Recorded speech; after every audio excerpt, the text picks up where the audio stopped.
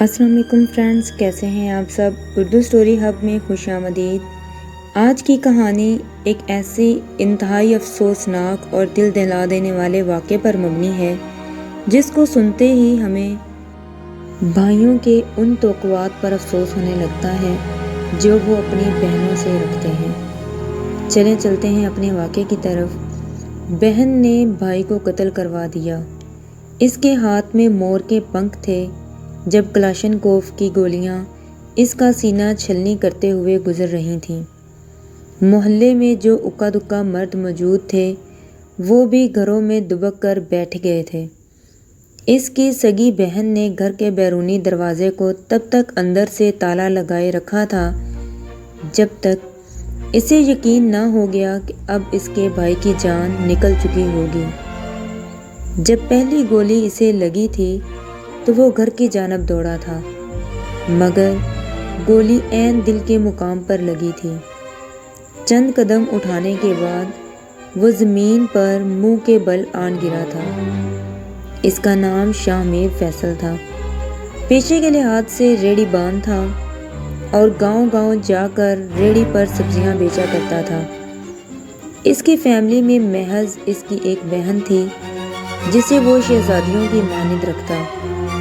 اس کی بہن کا نام فہمیدہ فیصل تھا جو کہ کمپیوٹر سائنسز میں ایم فل کر رہی تھی۔ یہ بات روزے روشن کی طرح عیاں تھی کہ وہ محض سبزیاں بیچ کر اپنی بہن کی تعلیم کے اخراجات پورے نہیں کر سکتا تھا، لہٰذا اس نے اپنے گھر کا اوپر والا پورشن کرائے پر چڑھا رکھا تھا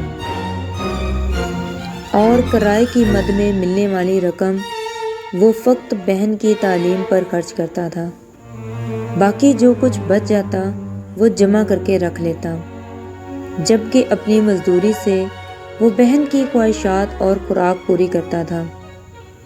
غریب غربا کی اس کالونی میں جو چند سفید پوش گھرانے تھے ان کی لڑکیوں سے بھی اچھے اور مہنگے کپڑے اپنی بہن کو دلاتا تھا۔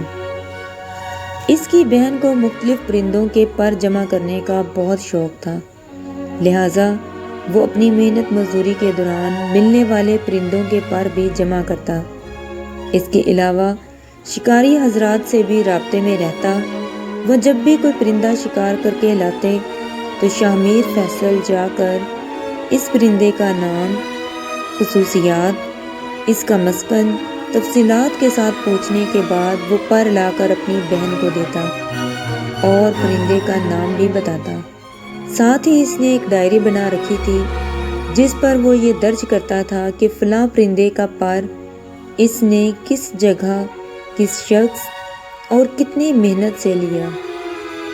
اپنی بہن کی خوشیوں کی خاطر کی گئی تگ و دو کا اس نے کبھی حساب نہیں رکھا تھا، بس اس کی بہن کے چہرے پر چھائی خوشیوں بھری مسکراہٹ ہی اس کی تمام محنت کا پھل تھی۔ محلے کا سب سے شریف النفس نوجوان شاہ میر فیصل تھا۔ تقریباً تمام محلے دار اس سے خوش تھے سوائے چند ایک اس کے ہم عمر اوباش لڑکوں کے جن کی اسے کوئی پرواہ نہ تھی۔ دوسری طرف وہ بہن جس کی خوشیوں کی خاطر وہ اپنی دہاڑی چھوڑ کر پرندوں کے پر جمع کرنے چلا جایا کرتا تھا، اسی بہن نے اپنے بھائی کی غیر موجودگی میں اپنے کرایہ دار سے راہ و رسم بڑھا لیے جو بعد ازاں ناجائز تعلقات میں بدل گئے۔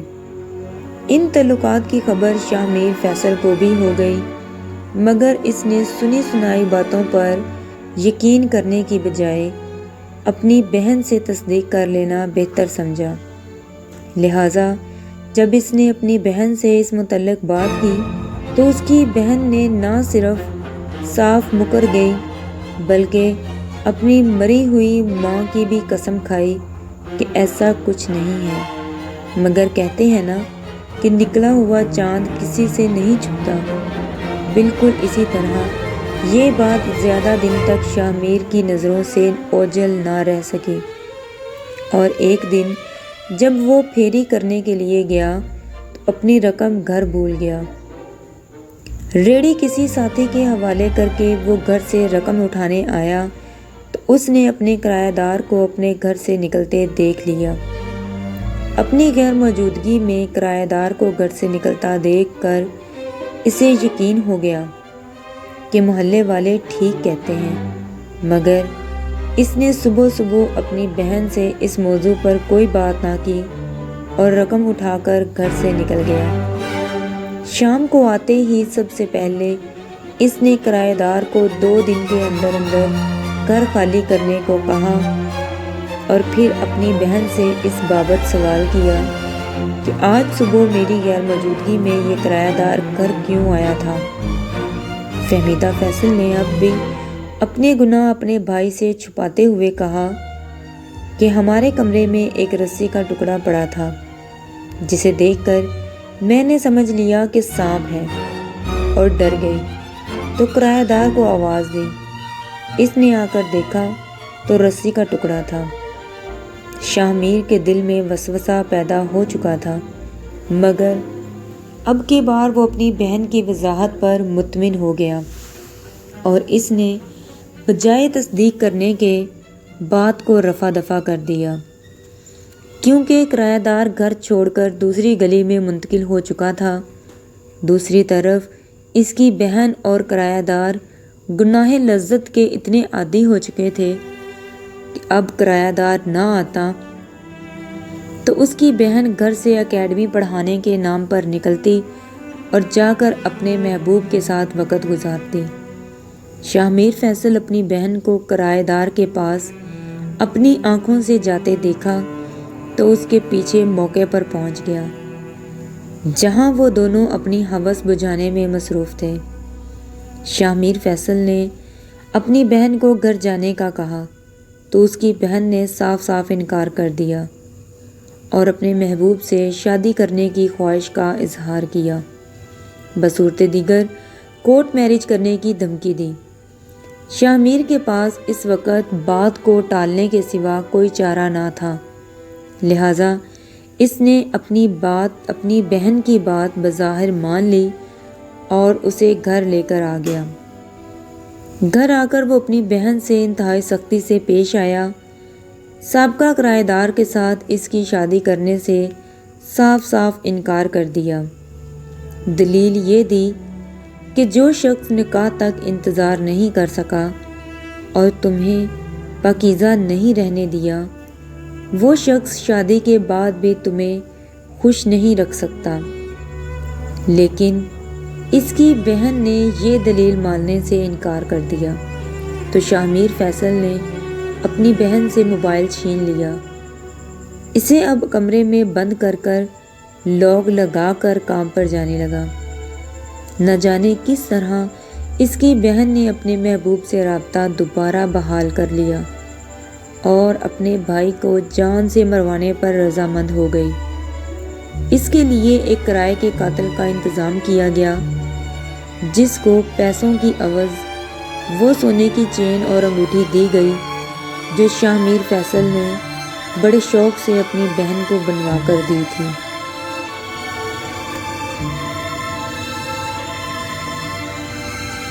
آج جب شاہ میر فیصل کہیں سے اپنی بہن کے لیے سفید مور کے پنکھ لا رہا تھا تو گھر کی دہلیز کے عین سامنے اسے کلاشن کوف کی گولیوں سے بھون دیا گیا۔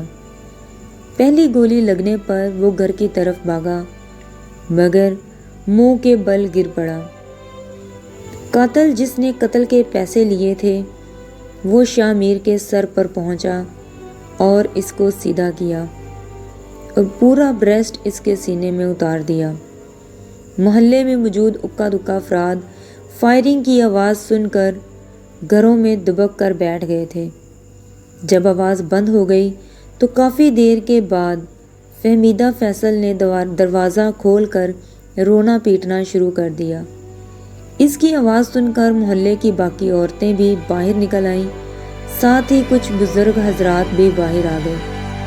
جب لوگوں نے شاہ میر فیصل کی لاش دیکھی تو ہر کوئی یوں رونے لگا جیسے اس کا سگا بیٹا مر گیا ہو۔ پولیس کو اطلاع دی گئی۔ محلے کے لوگوں نے سیدھا اس کی بہن پر شک کا اظہار کیا۔ فہمیدہ فیصل پولیس کے سوالات کے سامنے چند منٹ بھی نہ ٹک پائی اور اپنا جرم قبول کر لیا کہ اس کے اپنے عاشق کے ذریعے کرائے کے قاتل کا انتظام کیا۔ کرائے کا قاتل اس محلے کا ایک اوباش لڑکا تھا۔ یوں میں فہمیدہ فیصل اور اس کا عاشق اور کرائے کا قاتل تینوں گرفتار ہو کر اپنے انجام کو پہنچ گئے، مگر فہمیدہ کے عمل نے ثابت کر دیا کہ عورت جب بہکاوے میں آ جائے تو سانپ کی مانند اپنی اولاد کو بھی کھا جاتی ہے۔ جی تو فرینڈز، کیسی لگی آپ کو میری ویڈیو؟ کمنٹ سیکشن میں مجھے ضرور بتائیے گا، اور ایسی ہی مزید کہانیاں سننے کے لیے میرے چینل کو سبسکرائب کریں۔ دعاؤں میں مجھے یاد رکھیں، اپنا خیال رکھیں۔ اللہ حافظ۔